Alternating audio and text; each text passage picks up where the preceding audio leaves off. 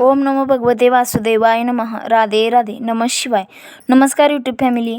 आपल्या यूट्यूब चॅनलमध्ये आपले सहर्ष स्वागत आहे. मग सगळे कसे आहात? मजेतच असाल. मी आज तुमच्यासाठी शिवमहापुराण कथा पठण ही सिरीज घेऊन आली आहे. तरी पूर्ण व्हिडिओ पहा व व्हिडिओला लाईक व चॅनलला सबस्क्राईब करा. व तुम्हाला कथा ऐकल्याने काय लाभ झाला ते कमेंटमध्ये नक्की सांगा. शिवमहापुराण कथा अशी आहे की हे ऐकल्याने तुमचे सगळे पाप नष्ट होईल आणि तुमच्या संसारामध्ये पती पत्नीमध्ये अधिक प्रेम वाढेल, सुख समाधान लाभेल. तुम्हाला चारी बाजूने शुभ समाचार ऐकायला पडतील. नमः शिवाय. अध्याय 20. सतीसह शिवजींचे कैलास गमन. ब्रह्मदेव नारदांना म्हणाले, मुनीश्वर, विष्णूंचे विचार ऐकून भगवान रुद्र प्रसन्न झाले. त्यांनी मला मारण्याचा विचार सोडून दिला. त्यामुळे सर्वांच्या मनातील भीती नाहीशी झाली. सर्वांनी रुद्राचा जय जयकार केला. मी देखील अनेक स्तोत्रांनी त्यांची स्तुती केली. माझ्याकडून जे पाप घडले त्याचे प्रायश्चित्त विचारले. रुद्र म्हणाले, तुमच्या मनात काय काम उत्पन्न झाला म्हणजे तुम्ही सर्वसामान्य माणसाप्रमाणे आहात. डोक्यावर नमस्कार केल्यासारखे हात आहेत अशा स्थितीत फिरत राहाल. प्रत्येकजण तुम्हाला हे काय म्हणून विचारेल. तुम्ही सर्वजणांना तुमच्या हातून घडलेला वृत्तांत सांगा. त्यामुळे तुमची प्रवृत्ती पाहून लोक तुमची निंदा करतील. एकमेकांना कळून सर्वजण तुमची निंदा करू लागतील. हीच तुम्हाला शिक्षा होय. शिवजींच्या आज्ञेप्रमाणे मी राहिलेला विवाहविधी पूर्ण केला. तेव्हा अनेक देवदेवतांनी रुद्र व सती यांच्यावर फुले उधळली. नृत्य गायनाचे कार्यक्रम संपन्न झाले. आता वातावरण पवित्र व निर्मळ झाले. त्यानंतर विवाह यज्ञाचे स्वामी म्हणजे यजमान भगवान रुद्र लौकिक व्यवहाराला अनुसरून मला म्हणाले, ब्रह्मन, तुम्ही माझ्या विवाहाचे कार्य उत्तम तऱ्हेने पार पाडले त्याबद्दल आभार. मी प्रसन्न आहे. तुम्हास हवा तो वर मागा. मी काय दक्षिणा देऊ ते सांगा. जे पाहिजे असेल ते सांगा. मी द्यावयास तयार आहे. मी त्यांना नमस्कार केला आणि म्हणालो, माझे मागणे हेच आहे की तुम्ही याच वेदीवर नित्य स्थित राहून मानवाच्या पापाची शुद्धी करा. मी येथे आश्रय उभारणार आहे. येथेच राहणार आहे आणि पाप नाहीसे होण्यासाठी तपश्चर्या करणार आहे. पूर्वा फाल्गुन नक्षत्रावर रविवारी जो मनुष्य भक्तिभावाने तुमचे दर्शन घेईल त्याची सर्व पापे नाहीशी होतील. शिवजी प्रसन्न झाले आणि म्हणाले, विधी तुमच्या इच्छेला अनुसरून मी या वेदीवर सतीसह राहीन. नंतर सतीसह आपली अंशरूपी मूर्ती प्रकट करून त्या वेदीच्या मध्यभागी विराजमान झाले. नंतर शिवजींनी सतीसह कैलासावर जाण्याची तयारी केली. देव, ऋषी, दक्ष यांनी त्यांचा जय जयकार केला. भगवान रुद्र सतीसह महानंदीवर आरूढ झाले आणि कैलासाकडे निघाले.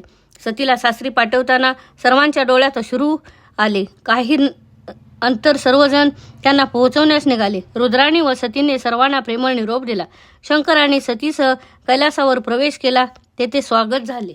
अध्याय 21. निसर्गाच्या सानिध्यातील शिव सती प्रेम विहार. ब्रह्मदेव नारदांना म्हणाले, कैलासावर रुद्र आणि सती दोघेच राहिले. दुसरे कोणीच तेथे नव्हते. दोघांच्या मनासारखा विवाह झाल्यामुळे दोघांच्या हृदयातील अनंतकमळ विकसित होत होते. निसर्गाच्या रम्य सानिध्यामुळे सुगंधी पुष्पाच्या माळा रुद्रदेव बनवत होते आणि सतीच्या गळ्यात घालत होते. निसर्ग स्त्रीचे सौंदर्य दोघेजण पाहत होते आणि निसर्गाशी ते बोलत होते. पक्ष्यांचे आवाज त्यांच्या प्रेमाला साथ देत होते. निसर्गाच्या अव्याहत प्रार्थनाने त्यांच्या मनावर संवेदनाची लाली उमटत होती. मोर त्यांचे प्रेम पाहून आनंदाने पिसारा फुलवून नाचत होते. अनेक फुलाचे दागिने बनवून रुद्र सतीला घालत होते. त्यांनी कामदेवाचे स्मरण केले. त्याबरोबर वसंत ऋतूही आला. आम्र पल्लवावर बसून भ्रमर गुंजारव करू लागले. दोघांचे एकमेकावरील प्रेम वाढत होते. दोघेही एकमेकांची काळजी घेत होते. शिवजींनी आणि सतीबरोबर कुंजात आणि नदीच्या रम्य ठिकाणी बराच काळ घालवला. निसर्गाचे नित्य नूतन वैभव पाहून त्यांच्या हृदयातील प्रेम वाढत होते आणि त्या दोघांचे प्रेम पाहून निसर्ग आनंदाने डोलत होता. अनेक वर्षे दोघांनी संगतीत आनंदाने घालवली. अध्याय 22. निसर्गरम्य हिमालयावर शिव सतीचे वास्तव्य. ब्रह्मदेव म्हणाले, नारदा, एके दिवशी सतीने रुद्रदेवांना नमस्कार केला आणि दोन्ही हात जोडून ती उभी राहिली. काही बोलत नव्हती. तेव्हा शिवजी म्हणाले, तुझ्या मनात काय आहे ते सांग. सती म्हणाली, हे नाथ, आता पर्जन्यवृष्टी चालू होईल. आकाशामध्ये हे मेघ दाटून आले. विजांचा कडकडाट होत आहे. जोराचा वारा सुटलाय.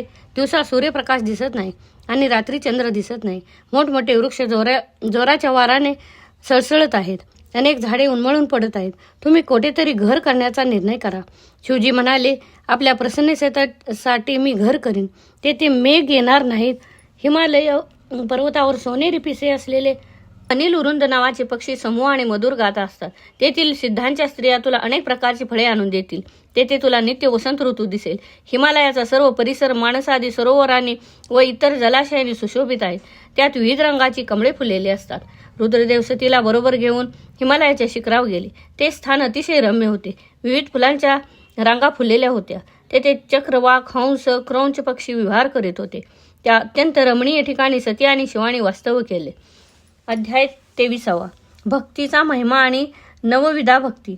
ब्रह्मदेव नारदाला म्हणाले, हे मुने, अशा प्रकारे शिवजीबरोबर एकत्र विवाह केल्यानंतर सती पुढे कामविरक्त झाली. तिने भगवान शिवजींना नमस्कार केला आणि ती म्हणाली, आपण दिनांचा उद्धार करणारे आहात. संपूर्ण विश्वाचे आपण स्वामी आहात. तुम्हाला नमस्कार असो.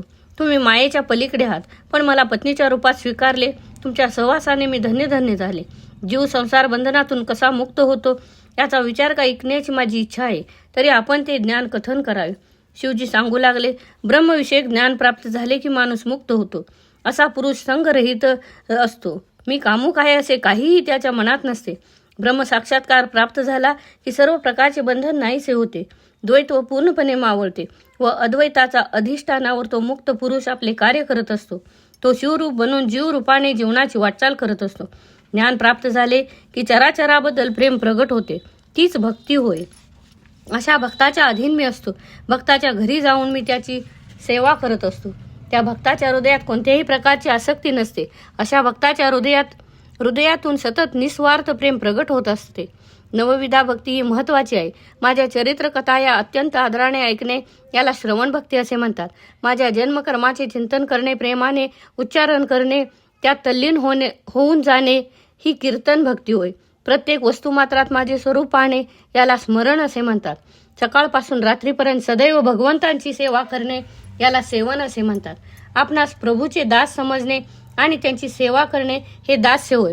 षोडशोपचारे ईश्वराचे पूजन करणे याला अर्चन म्हणतात. आपल्या इष्ट देवतास वंदन करणे याला वंदन म्हणतात.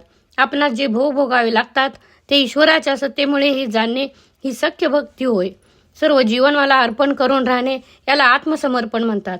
भक्त जसा माझ्यावर प्रेम करत असतो त्याप्रमाणे मी देखील भक्तावर प्रेम करत असतो. भक्ती मार्ग हा सोपा आहे. यासाठी अंतःकरण शुद्ध बनवणे आवश्यक आहे. भक्त हा सदैव मुक्त असतो. तो सदैव तृप्त असतो, आनंदी असतो. भक्तीचा महिमा ऐकून सतीला फार समाधान वाटले आणि तिने आणखी काही प्रश्न शिवजींना विचारले. नमः शिवाय. तरी व्हिडिओ आवडला असेल तर व्हिडिओला लाईक, शेअर, कमेंट व आपल्या यूट्यूब चॅनलला सबस्क्राईब करा. तसेच बेल आयकॉनवर क्लिक करा जेणेकरून आपल्या नवीन व्हिडिओची नोटिफिकेशन तुम्हाला सर्वात आधी येईल. राधे राधे.